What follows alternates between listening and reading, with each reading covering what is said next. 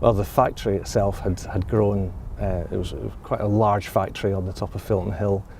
It had taken over the original flying ground, and the airfield itself had grown quite a bit. There was a lot of buildings on the airfield in two locations.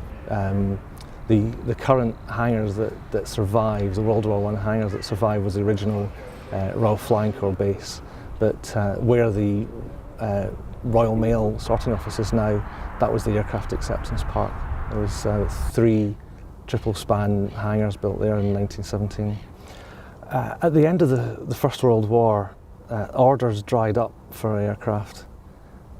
There was very little activity, so the company expanded into other areas. In 1920, they took over a company called Cosmos Engineering, who specialised in building aero engines, and that actually kept the company going for the next 2 decades, really, because there weren't that many aircraft produced in the interwar period, really, apart from 1929 saw the Bristol Bulldog, which was a successful fighter for the Royal Air Force.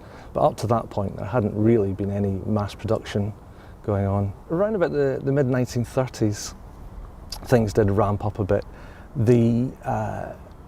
The company built a prototype aircraft called the Type 142, which was a high-speed commercial transport aircraft. It was a one-off for Lord Rothermere, who was the proprietor of the Daily Mail. When he got it, he actually handed it straight over to the military because he realised that it was one of the fastest aircraft. In fact, it was the fastest aircraft that was being built in Britain at the time.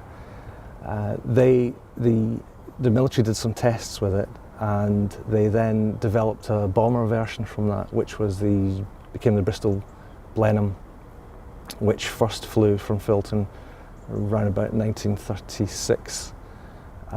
And by 1939, the Bristol Blenheim was the most prolific aircraft in the Royal Air Force, and it's also the only aircraft to have served in all commands during World War II, all commands of the Royal Air Force in World War II.